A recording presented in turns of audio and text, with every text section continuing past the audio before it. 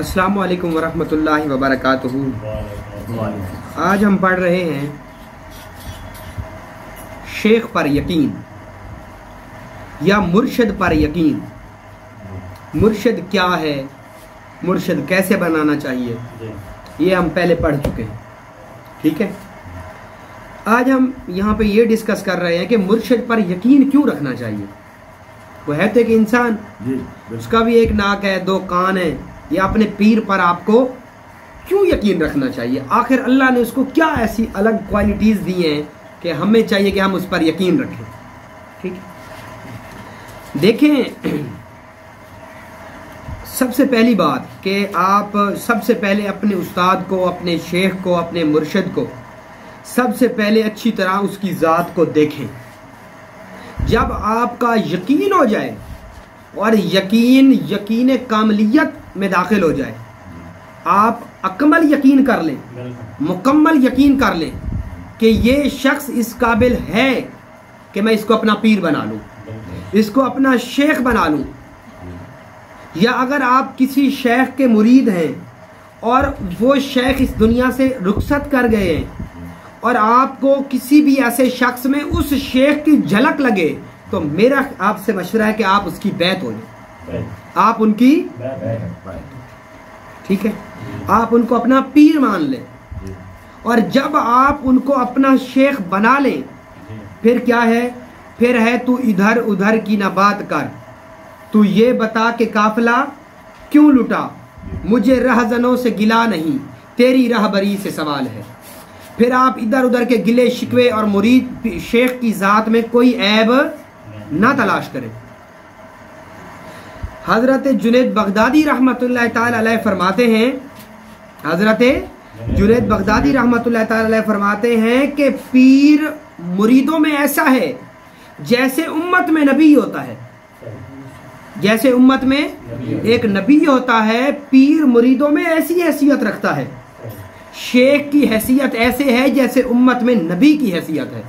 अब मैं माज़अल्लाह शेख को नबी की तशबीह नहीं दे रहा, मैं आपको एक मिसाल हजरत जुनैद बगदादी रहमतुल्लाह ताला अलैह का ये कौल इसलिए आपको बता रहा हूं कि आपको शेख की अहमियत का अंदाजा हो सके।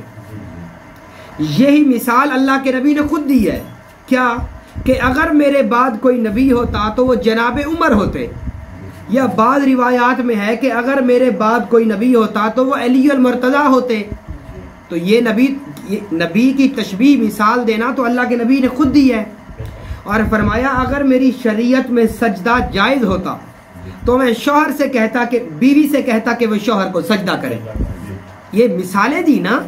अब कुछ लोग कहते हैं कि जी ओहो माज़अल्लाह फतवे ना लग जाए मेरे ऊपर, क्योंकि हमारी क्लास रिकॉर्ड हो रही है ना, क्योंकि कुछ लोग ये ना कहते कि माज़अल्लाह आपने तो पीर को नबी बना दिया है।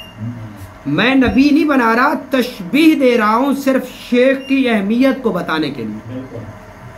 ठीक है, हजरत जुनैद बगदादी रहमतुल्लाह ताला अलैह फरमाते हैं कि जो शख्स किसी का मुरीद नहीं होता, फिर उसका शैतानी हमजाद उसको अपना मुरीद कर लेता है। मुरीद होना क्यों जरूरी है? अब तो हक आ गया है, अब तो शरीयत आ गई है, तो हमें क्या जरूरत है मुरीद होने की। अब तो दीन अल इस्लाम मुकम्मल हो गया है, पूरी जो किताब है हमारी कुरान करीम वो मुकम्मल, हमारे पास एक ज़ाब्ता हयात लक़द काना लकुम फ़ी रसूलिल्लाहि उस्वतुन हसना, हमारे पास मुकम्मल एक किताब आ गई है अल्लाह के नबी की ज़िंदगी और कुरान पाक। तो फिर हमें पीर बनाना क्यों चाहिए, शेख की ज़रूरत क्यों है? क्योंकि शेख आपको शरीयत पर चलाने के लिए जो उस्ताद ज़रूरत है वो शेख कहलाता है। शेख ना सिर्फ शरीयत समझाता है बल्कि आपको तरबियत, आपको तरीकत समझाता है। शरीयत तो उलमा सिखाते हैं, तरीकत कौन समझाएगा? शेख समझाएगा। अब मैं आपको मिसाल देके समझाता हूँ। अब आपने जो मुझसे बात पूछी थी वो इसी लेक्चर में आपको उसका जवाब दे रहा हूँ। ठीक है, देखें, शरीयत कह रही है कि लाल कपड़ा मर्द के लिए हराम है। शरीयत क्या कहती है कि आप लाल रंग का कपड़ा न पहनो, ये मर्द पर हराम, ये हदीस पाक है। ठीक है, आप शाह जमाल या माधु लाल साईं या जनाब सुर्ख पोश جو ہر وقت لال لباس پہن کے رکھتے تھے، جن کو سرخ پوش کا لقب دیا گیا. بعض بزرگ فرماتے ہیں کہ سائیں مادھو لال بھی ہر وقت سرخ کپڑا پہنا کرتے تھے. تو یہ تو شریعت کی نفی نہ ہو گئی، شریعت کی مخالفت نہ ہو گئی. دوسری مثال آپ کو دیتا ہوں. شریعت کہتی ہے کہ ناچنا گناہ ہے، ناچنا رقص کرنا گناہ ہے. حضرت بابا بلے شاہ کیوں ناچے؟ ناچے کہ نہیں ناچے؟ ناچے نا. تو پھر یہ بھی تو گناہ ہوا کہ نہ ہوا؟ اللہ کے نبی بانسری کی آواز بھی نہیں سنا کرتے تھے.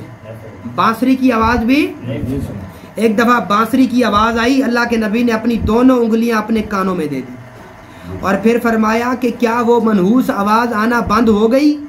صحابہ نے فرمایا رسول اللہ اب آنا بند ہوگی. تو اللہ کے نبی نے اپنی دونوں آنکھیں، دونوں انگلیاں کانوں سے نکال لی. اب جو نبی بانسری کی آواز نہیں سن رہا اور صوفیہ تارا بجا رہے ہیں، حضرت وارث شاہ تارا بجا رہے ہیں، سائیں سچل سر مست تارا بجا رہے ہیں، ناچ رہے ہیں، تو یہ تو شریعت کی نفی نہ ہوگی؟ نہیں ہوئی نفی. میں آپ کو بتاتا ہوں، یہی وجہ ہے شیخ کی ضرورت ہے تمہیں، کیونکہ امت کو سمجھانے کے لیے ہر دور میں ایک انہی میں سے ایک عام انسان جو کہ بشریت کے لباس میں ہو، ایز اے ٹیچر اس کی ضرورت ہے. اسی کو شیخ کہتے ہیں، اسی کو پیر کہتے ہیں. امت ایسے ہی ہے جیسے بکری. بکری کو جتنا کھلا لو پلا لو پھر بھی کہیں نہ کہیں منہ ضرور مارے گی. ایسے تو 1,24,000 انبیاء کو اللہ نے بکری چروائی ہے. کیوں؟ کیونکہ بکری ایسے ہے جیسے امت ہے. ٹھیک ہے؟ تو امت کو اب سمجھانے کے لیے ہمارا عقیدہ ہے کہ لا نبی بعدی، اللہ کے نبی کے بعد کوئی نبی نہیں ہے. ٹھیک ہے؟ اب آپ کو مجھے کون سمجھائے گا؟ پھر وہاں سے طریقت شروع ہوئی. صحابہ اہل بیت کی اولاد سے سلسلے شروع ہوئے. سلسلہ سہروردیہ، چشتیہ، قادریہ، مشہدیہ، سبزواریہ، مداریہ، شاذلیہ، یہ مختلف سلاسل شروع ہوئے. بزرگان دین اپنے گھروں سے باہر نکلے اور انہوں نے لوگوں کو سمجھانے کے لیے اپنی ذمہ داری اپنے سر لی. تو نبی نے تو آپ کو اور مجھے شریعت سمجھانے آنا نہیں ہے، تو کون سمجھائے گا؟ شیخ سمجھائے گا، آپ کا پیر سمجھائے گا. پیر کسے کہتے ہیں؟ جس کی پیروی کی جائے. مرید ارادہ کرنے والا. کس چیز کا ارادہ کرنا؟ پیر کی پیروی کرنا، اتباع کرنا. اور پیر اور شیخ ایسا ہونا چاہیے جس کا بظاہر کوئی قول فعل عمل جو ہے وہ شریعت کے خلاف، وہ آپ کا شیخ ہونا چاہیے. اچھا، بظاہر کی بات یہاں سے مراد یہ ہے کہ اب بہت بڑی داڑھی اس نے رکھی ہو، بہت بڑے بڑے بال اس نے رکھے ہوں اور اس کا باطن بجھا ہوا ہو، تو اس کو بھی آپ اپنا پیر نہ بنائیں، وہ آپ کو گمراہ کر دے گا. پیر آپ نے کیسے بنانا ہے؟ جس کی 7 روحیں زندہ ہوں، جس کے لطائفات زندہ ہوں، جس نے شرح صدر یعنی اپنے سینے کو روشن کیا ہوا ہو، وہ آپ کا پیر ہے، وہ آپ کا شیخ ہے. جس کا باطن خراب ہو اور ظاہر ٹھیک ہو، وہ آپ کا پیر نہیں ہو سکتا. سمجھ آ رہی ہے؟ اب ہم چلتے ہیں جی، پیر کی بات ہوگی، اب ہم چلتے ہیں جی مرید کی. مرید کی 2 قسمیں ہیں. مرید کی مرید صادق اور مرید کاذب. ایسا مرید جو دنیا کے نفع کے لیے کسی شیخ کے ہاتھ پہ بیعت کرے، وہ مرید کاذب کہلاتا ہے. وہ مرید جو میرے جی روزگار میں پریشانی ہے، مجھے جی بندش ہے، مجھے جی رکاوٹ ہے، میرا جی یہ مسئلہ ہے، میرا جی یہ مسئلہ ہے، ان مسائل کے حل کے لیے اللہ اور اس کے رسول کے بتائے ہوئے اصولوں کی روشنی میں ان کے علاج و معالجے میں کے لیے پیر کے ہاتھ پہ بیعت کرنا، ایسا مرید کاذب کہلائے گا، جھوٹا مرید کہلائے گا. ایک ہے مرید صادق، سچا مرید. کیا؟ سچا مرید. مرید صادق کون ہے؟ ایسا مرید جو کسی کے ہاتھ پہ بیعت اس لیے کرے کہ مجھے رب تک پہنچا دو، میری روحوں کو جگا کے، میرے لطائفات کو جگا کے اللہ تک پہنچا دو، یہ مرید صادق کہلائے گا. اور ایسے مرید کم ہی ہوتے ہیں. ایسے مرید کامل ہی ہوتے. سمجھ آ رہی ہے؟ اب ہم بات کرتے ہیں تصور شیخ کیا ہے. تصور آپ والی بات آ گئی. تصور آپ اپنے مرشد کے تصور کو رکھیں. آپ اپنا حلیہ ایسا بنائیں کہ لوگ آپ کے چہرے کو دیکھ کر کہیں کہ آپ تو یار فلاں شخص کی مانند ہیں. یہ ہے اپنے آپ کو اپنے مرشد کی محبت میں فنا کر دینا. یہ ہے اپنے آپ کو اپنے مرشد کی محبت میں سیونی مینو راجا آنکھو ہیر نہ آنکھو کوئی. محبت کا وہ مقام جہاں عاشق کا دل کہے کہ میری شکل میرے محبوب کی طرح دکھے، اس کو عشق کہتے ہیں. اس کو تو آپ اپنے شیخ سے عشق پیدا کریں. آپ کا اوڑھنا، آپ کا بچھونا، آپ کا کھانا، آپ کا پینا، آپ کا حلیہ، آپ کا چہرہ، آپ کے کپڑے اور آپ کا لباس ایسے ہونا چاہیے کہ ان کو دیکھ کے سامنے والا بغیر پوچھے آپ سے کہے کہ آپ تو یار فلاں بزرگ کی شکل ہیں، آپ تو فلاں بزرگ کی طرح بولتے ہیں. میں اللہ سے ڈر کے کہہ رہا ہوں، مجھے ایک نہیں ہزاروں لوگوں نے کہا ہے کہ آپ تو یار پیر سید یوسف کی طرح بولتے ہیں، کیونکہ میں نے انہی سے بیعت کی اور میں نے سلسلہ مشہدیہ کی جو مجھے خلافت اور اجازت ملی، میں نے ساری زندگی اپنے مرشد کو فالو کیا. جیسے میں بولتا ہوں ایسے ہی میرے بزرگ بولا کرتے تھے. ان کا بھی یہی لہجہ تھا اور یہی لہجے کی گن گرج اور یہی سختی تھی. وہ بھی دبا کے بولا کرتے تھے. آپ کی 129 سال کی عمر تھی اور جب آپ مسجد میں خطبہ دیا کرتے تھے تو ایسے لگتا تھا کہ باہر بیٹھا شخص ایسے سمجھتا تھا کہ اندر بیٹھا شخص 17 سال کی نوجوان عمر بول رہا ہے، حالانکہ آپ کی عمر 129 سال کی تھی. ٹھیک ہے؟ تو آپ تصور شیخ میں اتنا غرق ہو جائیں کہ لوگ آپ سے کہیں کہ آپ واقعہ اپنے مرشد کی ذات میں فنا ہے. پھر کیا ہوگا کہ آپ کے مرشد سے آپ کو نور منتقل ہوگا اور اس نور کی روشنی میں آپ راہ جو سالکین کا راہ ہے، یہ جو ولایت کا راہ ہے، یہ آسانی سے آپ طے پا لیں گے. اگر مرشد کے قلب پر تجلی پڑے گی تو آپ کے قلب پہ بھی پڑے گی، کیونکہ آپ کے قلب کا تعلق بالواسطہ یا بلا واسطہ مرشد کے قلب سے جڑا ہوا ہے. ٹھیک ہے؟ سمجھ آ رہی ہے؟ اگر مرشد اس دنیا کو چھوڑ کے چلا جائے گا تب بھی آپ اس سے اپنا روحانی فیض حاصل کر سکتے ہیں، کیونکہ آپ نے عالم ارواح میں اس سے تعلق جوڑا ہے. تو اس کے لیے جو سب سے پہلی چیز ہے وہ ہے شیخ استاد کی محبت. استاد کی، شیخ کی، پیر کی محبت سب سے پہلے وہ پیدا کریں. اگر آپ کے اندر استاد کی، شیخ کی، آپ کے مرشد کی محبت نہیں ہے، آپ اس سے کوئی چیز بھی نہیں لے سکتے. آپ اس سے اگر آپ چاہتے ہیں کہ روحانی طور پہ وہ آپ کے اندر توجہ منتقل نہ کرے تو آپ بغیر کسی غرض کے، بغیر کسی لالچ کے مرشد سے محبت کرنا شروع کر دیں. اور جب تم کسی سے محبت کرو گے تو اللہ تمہارے قلب کو اس کے قلب سے جوڑ دے گا. مرشد کے قلب پہ جو تجلیات پڑ رہی ہیں، آپ کو پتہ ہے کہ مومن مسلمان کے قلب پر اللہ روزانہ 360 تجلیاں گراتا ہے. 360 تجلیاں گرتی ہیں اور ان تجلیات میں سے آپ کو بھی حصہ منتقل ہوتا رہے گا.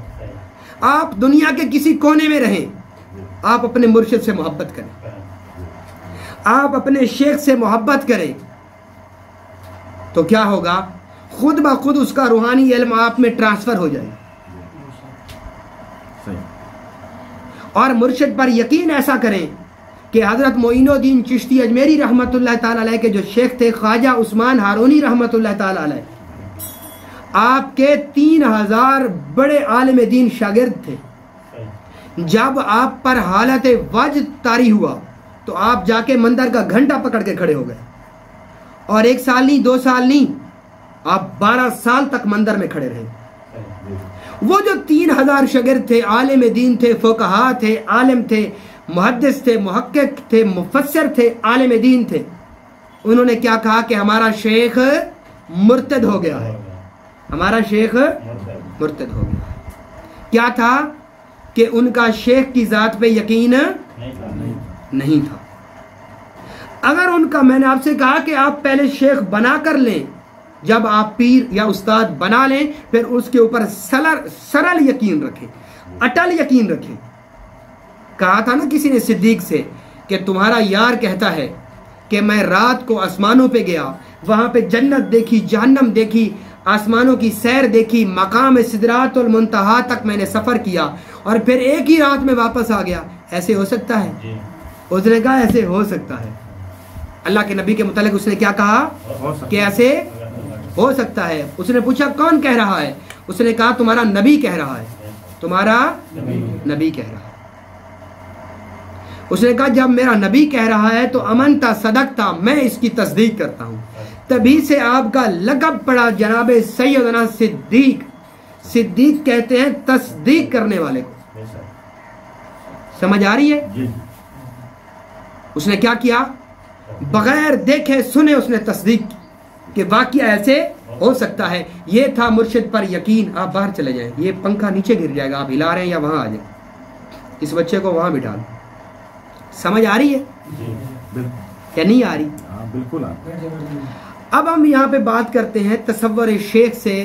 اچھا، حضرت خواجہ عثمان ہارونی رحمۃ اللہ تعالی علیہ جو بہت عرصے تک مندر کا گھنٹا پکڑ کے کھڑے رہے، جب آپ پر سے حالت واجد ختم ہوا، آپ باہر نکلے اور آپ نے دیکھا تو حضرت معین الدین چشتی اجمیری رحمۃ اللہ تعالی علیہ مندر کی سیڑھیوں کے اوپر بیٹھے تھے. مندر کی سیڑھیوں کے اوپر بیٹھے. جب آپ نے اپنے مرید کو دیکھا تو فرمایا کہ یا معین الدین، یا اے معین الدین، تم نہیں گئے؟ تمہیں تو چلے جانا چاہیے تھا. تو انہوں نے کہا حضرت میرا قلب آپ کے قلب سے جڑا ہوا ہے. اگر آپ کو فیض مندر کی گھنٹی سے ہوگا تو معین الدین کو بھی پھر مندر سے ہی فیض ہوگا. آپ کھڑے ہوئے اور آپ نے معین الدین چشتی اجمیری رحمۃ اللہ تعالی علیہ کے دامن کے ساتھ اپنا دامن ملایا. پھر کیا ہوا کہ آپ نے ان کے اندر توجہ منتقل کی، جس سے وہ معین الدین چشتی اجمیری رحمۃ اللہ تعالی علیہ بنے، جنہوں نے 90 لاکھ بندے کو کلمہ پڑھایا. ان کا کیا تھا؟ یقین تھا. ایک ہے نا، کئی کوجیاں لنگ پار گیاں، کھڑیاں ویکھن شکلاں والڑیاں، جے یار فرید قبول کریں بھاویں کالڑیاں متھے لالڑیاں. یہاں پہ کوجھا بندہ بھی چل جاتا ہے. کوجھا مین سرائکی کا لفظ ہے. میرے ورگا کوجھا جس کا نہ کوئی اعمال ہے، نہ سنت ہے، نہ چہرہ ہے، کچھ نہیں ہے، اس کے پاس ایک سرل اور اٹل یقین ہے. اس یقین کی برکت سے اللہ اس کو کامیاب کر دے. تو یہ یقین پیدا کر. کیا کر؟ یقین. اللہ تیرے قدموں سے پانی کے چشمے نکال دے گا. ایسا یقین ہونا چاہیے. جب یقین ہوگا تب آپ اس طرح کی شیاطینی مخلوقات سے بچ سکتے ہیں، بھلے آپ کا مرشد اس دنیا سے چلا ہی کیوں نہ گیا ہو. سمجھ آ رہی ہے؟ ٹھیک ہے. اب ہم بات کرتے ہیں کہ مرشد کا ہتھیار کیا ہے. مرشد کیسے مرید کی تربیت کرتا ہے. مرشد کبھی بھی نہیں مارتا، مرشد کبھی بھی برا بھلا نہیں کہتا. مرشد کا سب سے بڑا ہتھیار ہے اس کی توجہ. تو کوشش کر کسی طریقے سے اپنے شیخ کی توجہ ہاتھ لے لے. ہمارے مرشد فرمایا کرتے تھے کہ کوشش کیا کرو میری آنکھوں کے سامنے بیٹھا کرو تاکہ تم میری نظر میں رہو، تاکہ تم میری نظر میں رہو. کیونکہ توجہ کے لیے تمہارا مرشد کے سامنے رہنا ضروری ہے. اس لیے بزرگان دین نے ہزاروں سال مرشدوں کی خدمت میں گزار دیا. اپنا گھر بار، مال جان، اسباب، رزق، روزی، زمین جائیداد سب کچھ چھوڑ کے مرشد کی خاطر انہوں نے سفر کیا. بزرگان دین فرماتے ہیں کہ انہوں نے 40 سال تک اونٹوں کی مہار یعنی اس رسی کو پکڑ کے پیدل سفر کیا، تب جا کے ان کو ولایت کا ایک باب سمجھ آیا. یاد رکھنا، ایک قلم کی محنت ہے اور ایک قدم کی محنت ہے. جو قلم کی محنت ہے اس نے فتنہ پیدا کیا ہے، جو علم کی محنت ہے اس نے بھی فتنہ پیدا کیا ہے. کیسے؟ بڑے بڑے عالم لوگ مرتد ہو کے مرے ہیں. میں نے نہیں کہا، قرآن حدیث پاک میں ہے کہ اس دن بڑے بڑے لوگ اللہ کے ہاں یوں اوندھے منہ یہاں گردنے کے ساتھ ہاتھ لگے ہوئے اللہ کی بارگاہ میں پیش ہوں گے، اور اللہ ان سے کہے گا کہ بلاؤ ان لوگوں کو جن کو تم دنیا میں اپنا معبود سمجھا کرتے تھے۔ یہ قرآن نے کہا ہے، میں نے نہیں کہا۔ فرمایا فمن تشبہ فہو منہم، جو جس کی تشبیہ کرے گا اللہ اس کا حشر اسی کے ساتھ کرے گا۔ اب تو آل رسول کے ساتھ تشبیہ کر لے تو اللہ تجھے حسین کی صف میں کھڑائے گا، تو ظلم کر کے یزید کی تشبیہ کر لے تو اللہ تجھے یزید کے ساتھ ٹھہرائے گا۔ تو مرشد سے تعلق ایک نسبت بننا ہے، اور نسبت انسان کو کامیاب کرتی ہے۔ صحبت سے تو صحابی بن گئے تھے لوگ۔ صحبت کیا ہے؟ کہ اللہ کے نبی کے ساتھ رہے، صحابی رسول بن گئے۔ کیا بن گئے؟ کوئی ڈگری لی انہوں نے، کہیں پڑھے، کہیں بستہ لے کے گئے؟ نہیں، صرف رسول سے محبت کی، رسول کو خوش ہو کے دیکھا۔ اللہ نے فرمایا کلن وعد اللہ الحسنہ، اے محمد یہ سارے جنتی ہیں، اے محمد بدر والے مرتد ہو جائیں اللہ نے ان کو معاف کر دیا۔ یہ کیا تھا؟ صحبت تھی، ساتھ رہنا تھا۔ تو مرشد کی صحبت اختیار کرو، مرشد سے محبت کرو، کامیاب ہو جاؤ گے، خدا کی قسم کامیاب ہو جاؤ گے۔ میں تو مرشد کہلانے کے قابل ہی نہیں ہوں، میں اپنی بات نہیں کر رہا۔ تمہارا جو بھی استاد ہے، تمہارا جو بھی شیخ ہے، جو بھی تمہارا مرشد ہے، جس کے تم نے ہاتھ پہ ہاتھ دی، پھر اس پر بد ایمانی اور بد گمانی نہ کرنا، کیونکہ بد گمانی شک پیدا کرتی ہے، اور شک یقین کی برکت کو کھا جاتا ہے۔ شک یقین کی برکت کو کھا جاتا ہے، شک رشتوں کی مٹھاس اور محبت کو کھوکھلا کر دیتا ہے۔ تو تم مرشد سے محبت کرو، مرشد سے یقین پیدا کرو، خدا کی قسم اللہ تمہیں وہ دے گا جو تمہاری سوچ و گمان میں بھی نہیں۔ تم بڑے بڑے جنات سے، جادو سے، شیاطین سے بھڑ جاؤ گے، لڑ جاؤ گے، کیونکہ تمہارے اندر ایک یقین کی قوت پیدا ہوگی۔ اور مرشد کی توجہات لینے کے لیے مرشد کے ساتھ رہو، گھاٹے کا سودا کرو، اللہ تمہیں کامیاب کر دے گا۔ میں نے نہیں کیا، صحابہ نے مکہ چھوڑا، اپنی آل چھوڑ دی، اولاد چھوڑ دی، یہاں تک کہ بیویاں چھوڑ دی، نہیں چھوڑی۔ پھر اللہ نے ان کو یہ عزتیں اور مقام دیا، کیونکہ للہ انہوں نے اللہ کے لیے چھوڑی۔ اللہ نے ان کو یہ مقام دیا کہ تم پر اور مجھ پر لازم کر دیا کہ تم صحابہ اور اہل بیت کی اطاعت کرو۔ فرمایا جو میرے کسی صحابی رسول کی اطاعت کرے گا اللہ اس کو قوم المفلحون، وہ فلاح پا جائے گا۔ وہ کیا پا جائے گا؟ فلاح پا۔ اتنا مقام دیا اللہ نے ان کو، عشرہ مبشرہ کہا، بیت رضوان کہا، بدری صحابہ کہا، ان کو بڑے بڑے درجے اور مقام دیے۔ کیوں؟ کیونکہ وہ بکے اللہ کے نام پہ، یقین اور طاقت کے ساتھ، بد یقینے کے ساتھ نہیں۔ جو بے یقین تھے وہ تو منافقین کہلائے، انہوں نے تو مسجد بھی بنائی، اللہ کے نبی نے وہ مسجد بھی گرا دی۔ ادرار مسجد کو گرایا گیا؟ نہیں گرایا گیا، گرایا گیا۔ وہ مسجد نہیں تھی، وہ اللہ کا گھر نہیں تھا۔ رفع یدین کیوں اترا؟ منافقین کے لیے، عبداللہ بن ابی کو ثابت کرنے کے لیے، جو منافقین کا سردار تھا۔ تو منافق تو اپنی بیوی کے ساتھ بھی بن کے نہ رہنا، کیونکہ اللہ تمہاری کبھی مغفرت نہیں کرے گا۔ منافق تو اپنے پیشے کے ساتھ بھی بن کے نہ رہنا، تو اللہ تمہیں کبھی معاف نہیں کرے گا۔ منافق اپنی اولاد کے ساتھ بھی نہ منافقت کرنا، اللہ تمہیں کبھی معاف نہیں کرے گا۔ منافقت دین کے ساتھ بھی نہ کرنا، اور منافقت خود اپنے ساتھ بھی نہ کرنا، اور منافقت مرشد کے ساتھ بھی نہ کرنا۔ کسی کا کچھ نہیں جائے گا، تمہارا وقت ضائع چلا جائے گا، تمہارا وقت۔ تو یقین پیدا کر مرشد کی ذات پہ۔ اللہ دینا رب نے ہے، وہ کیسے دیتا ہے؟ بل واسطہ بھی دیتا ہے اور بلا واسطہ بھی دیتا ہے، سبب کے ساتھ بھی دیتا ہے اور بغیر سبب کے بھی دیتا ہے۔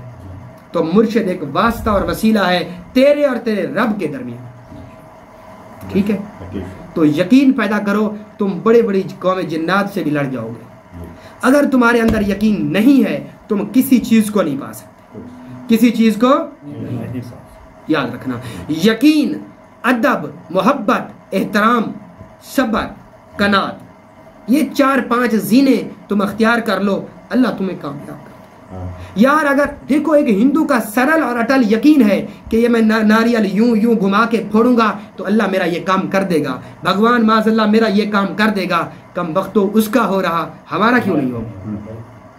ہمارے مرشد فرمایا کرتے تھے کہ تمہارے پاس کوئی مرشد نہیں ہے تو تو ناریل کو رکھ کے اس کو بھی مرشد مان لے، تو اللہ ناریل کے طفیل، تیرے یقین کے طفیل، اللہ تیرے وہ کام کر دے گا جو تیرے مسائل ہیں۔ تو قرآن کی ایک آیت لے اور اس کو پڑھتا رہے یقین کے ساتھ، یقین کی قوت کے ساتھ، ایمان کی قوت کے ساتھ، اللہ تیری اسی آیت کے طفیل تیری پریشانی کو دور کر دے۔ یقین پیدا کر۔ یقین تھا ابراہیم کو کہ میں آگ میں جا رہا اور اللہ مجھے بچائے گا، اللہ نے بچا کے دکھایا، بچا کے نہیں پھر آگ کو گلزار بنا کے دکھایا۔ یہ ہے یقین کی طاقت۔ ابراہیم کو یقین تھا کہ اللہ بچہ ذبح کرنے سے اللہ راضی ہوگا، تو چھری لے کے بیٹے کی گردن پہ بھی چلا دی۔ ایسا یقین پیدا کر، کیا کر؟ یہ یقین پیدا کر، اور مرشد سے تعلق رکھ، مرشد سے زندہ ہے تو اس کے پاس جا اور اس کی خدمت کر، اسے تحفے اور تحائف دے، اگر مر گیا تو اس کے لیے فاتحہ خوانی کر، تاکہ اس کی روحانی ہمزاد تیرے ساتھ، یا اس کی جو تجلی، جو اس کی قلب ہے، قلب کبھی نہیں مرتا۔ حضرت بایزید بستامی رحمۃ اللہ تعالی علیہ کے ایک مرید نے خواب دیکھا، میں نے آپ کو اکثر یہ واقعہ سناتا ہوں کہ میں نے اللہ کے عرش کو اٹھایا ہوا ہے، جب صبح ہوئی تو وہ وہاں گیا تو دیکھا تو آگے سے پیر صاحب کا جنازہ آ رہا ہے، پیر صاحب تو فوت ہو گئے ہیں، تو پوچھا کس کا جنازہ ہے؟ فرمایا کہ بایزید بستامی رحمۃ اللہ تعالی علیہ کا ہے۔ تو کہا چلو اچھا اللہ کے ولی کا جنازہ ہے، ان کو کندھا ہی دے لوں۔ جب کندھا دیا تو جنازے سے آواز آئی اس شخص کا نام لے کے کہ دیکھ اللہ نے تیرے خواب کی تعبیر کو مکمل کر دیا۔ قلب مومن عرش اللہ، مومن کا جو قلب ہے وہ اللہ کا عرش ہے، تو نے مجھے نہیں اللہ کے عرش کو اٹھایا۔ ٹھیک ہے، اللہ نے خود فرمایا ہے کہ میں کہیں نہیں رہتا، کعبہ پاڑ کے دیکھو وچ رب بیٹھا ہوا، اللہ ہے وہاں پہ، وہ تو ایک نشان بنا دیا اللہ نے۔ رب تمہیں ملے گا ٹوٹے ہوئے دلوں میں، رب تمہیں ملے گا گنہگار بندوں میں، رب تمہیں ملے گا بھوکے لوگوں میں، ستائے ہوئے دکھوں کے مارے ہوئے لوگوں کے قلب میں۔ تو لوگ مر جاتے ہیں، قلب کبھی نہیں مرا کرتے۔ تو ہمیشہ لوگوں کے ساتھ بھلائی کر، مرشد سے محبت کر، مرشد اور شیخ پر یقین کی قوت پیدا کر، اللہ تجھے وہ دے گا جو کسی کو بھی نہیں ملا۔ خواجہ عثمان ہارونی رحمۃ اللہ تعالی علیہ مندر میں کھڑے رہے تو معین الدین چشتی اجمیری کا ایمان کمزور نہیں ہوا، پھر اللہ نے معین الدین بنایا کہ جن سے 90 لاکھ بندہ مسلمان ہوا، جو ہند کے ولی کہلائے جاتے ہیں، جو ہند کے کلندر کہلائے جاتے ہیں، جن کا چشتیہ سلسلے میں بہت بڑا ایک نام ہے۔